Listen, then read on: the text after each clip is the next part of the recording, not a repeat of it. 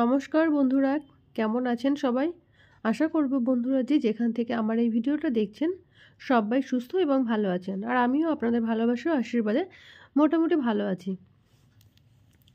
আর বন্ধুরা, আমার এই ছোট্ট পরিবারে নতুন বন্ধুদেরকে স্বাগত জানিয়ে আর পুরনো বন্ধুদেরকে অভিনন্দন জানিয়ে আপনাদেরকে সাথে নিয়ে এখন থেকে ব্লগটি স্টার্ট করছি। আর সবার প্রথমে যে কাজটা করছিলাম তো সেটা হচ্ছে এই যে লাউয়ের পাতা গাছ থেকে তুলে নিয়ে আসলাম, এনে ভালো করে ধুয়ে নিচ্ছি বালতিতে। বালতির মধ্যে জল নিয়ে ওটা প্রত্যেকটা পাতা ধরে ধরে ডলে ডলে ধুয়ে ধুয়ে, যে কারণ না ওই পাতার ভেতরে না অনেক ছাই ছোট ছোট পোকা থাকে। তো সেই পোকাগুলো তো একসাথে ধুলে বের হয় না। তো সেই জন্য একটা একটা করে পাতা ধরে ধরে ভালো করে ধুয়ে নিচ্ছিলাম। আর পাতাগুলো ভালো করে ধুয়ে নিয়ে তারপরে একটু কুচিয়ে নিলাম, বঁটুতে একটু ভালো করে কুচিয়ে, তো দেখলে একটু কড়াই ফেলে আমড়ে নিলাম। ওইটা একটু বাটা হবে বলে, লাউয়ের পাতার একটা বাটা করব। আর তারপর দেখো দুটো একসাথে করে নিচ্ছি, এটা হচ্ছে লাল শাক ভাজা করব। তো তার জন্য এই যে পেঁয়াজ আর লঙ্কা কুচিয়ে নিয়েছি, পেঁয়াজ আর লঙ্কাটা ভালো করে লাল লাল করে ভেজে নিচ্ছি। আর ওর মধ্যে একটু দেবো বাদাম ভাজা, তো বাদামটা কিন্তু আগেই ভেজে নিয়েছি, তো তোমরা দেখে নিলে।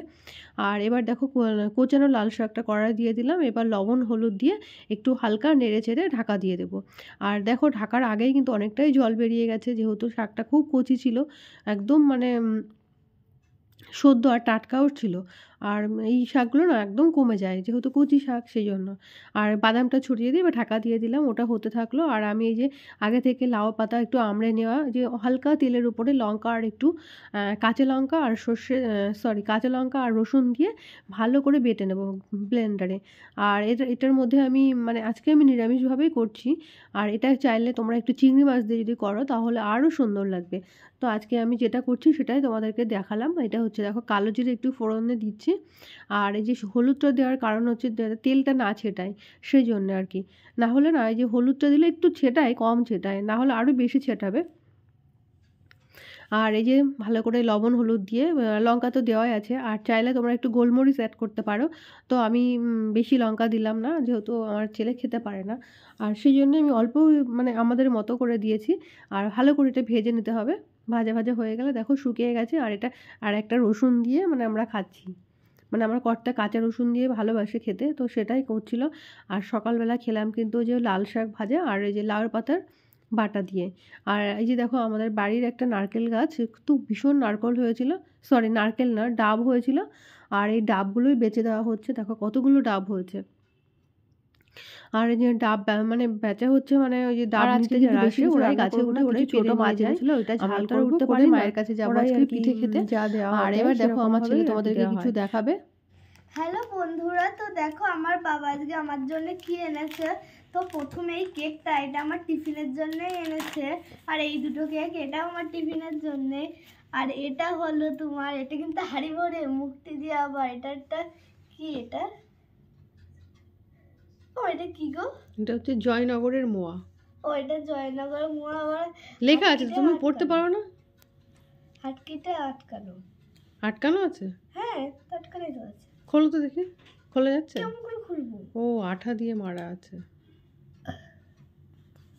কি করে যে খুলি না? ও তাহলে বাবা খুলে দেবে। বাবা এদিকে একটু তাড়াতাড়ি আসো না, দাঁড়াও দেখছি। ওরে বাবা রে, আচ্ছা তুমি যদি না পারো তাহলে থাক, রেখে দাও। দাঁড়াও দাঁড়াও, পারবো পারবো। কি কি দিয়ে লাগিয়েছে? আঠা। ও বাবা, এই সহ্য হচ্ছে না। নিচু কার দেখা যাচ্ছে না, আরো সরে খাবো এখন। খা, একটা তো খা, সবাই একটা সরে যা। আমার হচ্ছে আমটা করুন, মোয়াগুলো একটু দেখায়।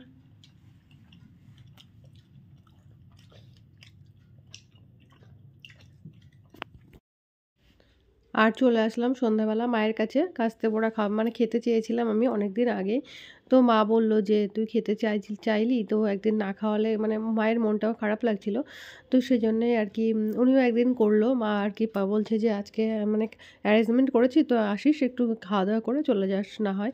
তো সেই জন্যই গেছিলাম সন্ধ্যাবেলায়। মা সব জোগাড় টোগাড় করে রেখেছিল আর বললো যে গরম গরম খেতে ভালো লাগবে বসে থেকে, আর কিছু দুধে ভেজাবে। আর দেখো এই যে আমরা মানে মা করছিল আর কি, গুঁড়ো তো আগেই করা ছিল, গুঁড়ো টুড়ো করে রেডি করে রেখেছিল। আর আমার দুষ্টু তো একদম দিদাকে ভীষণ ভালোবাসে।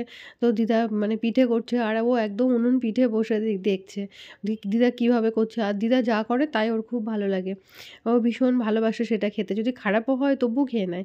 যেমন ধরো ও শাক খায় না, তবু যদি মানে দিদার বাড়ি থেকে শাক আসে কিংবা কোনো সবজি আসে তো সেটা কিন্তু ওর মানে খেতেই হবে, যেহেতু দিদা কষ্ট করে পাঠিয়েছে না, তো ওটা খেতেই হবে এরকম আর কি। আর দিদার পাশে বসে পিঠে করার মানে দেখা, সেটার বসে থেকে খাওয়া, সে মজাও একটা আলাদা। আর মানে এটা তো আমাদের ছিল না আর কি, সেটা আমরা বুঝিনি আর। মামার বাড়ি থাকা আর যাদের মামার বাড়ি নেই তারাই একমাত্র জানে যে মামার বাড়ি না থাকার কতটা কষ্ট। যেমন আমরা কখনো মামার বাড়ি যেতে পারিনি, যেহেতু আমাদের মামা ছিল না, তো সেরকম আর কি। আর এই দেখো বাড়ি টাড়ি চলে আসলাম, এসে গরম জল করছিলাম খাওয়ার জন্য। এই যে নিচে ছিল গরম জল আর উপরে একটু জল দিয়েছি মুখ ধোয়ার জন্য। আর তোমরা হয়তো অনেকেই বলবে জলের কালারটা কেন এরকম হলো। আসলে মানে ট্যাঙ্কিতে জল শেষ হয়ে গেছিলো, মানে এখন জলটা তোলা হয়েছে, তো সেই জন্য এত আয়রন হয়ে গেছে। আর আমাদের বাড়িতে না প্রচণ্ড আয়রন কলের জলে, আর সেই জন্যই এরকম জলটা হলুদ হয়ে গেছে। তো কি করব আর বলো, ওই আর কি আয়রন টোন নিয়ে সব চলতে হবে। আর বন্ধুরা আর তোমাদের আজকে আমার এই ভিডিওটা কেমন লেগেছে অবশ্যই কমেন্ট করে জানিও। ভালো লাগবে, সুস্থ থেকো আর সাবধানে থেকো। না এরপরে দিয়ে দাও।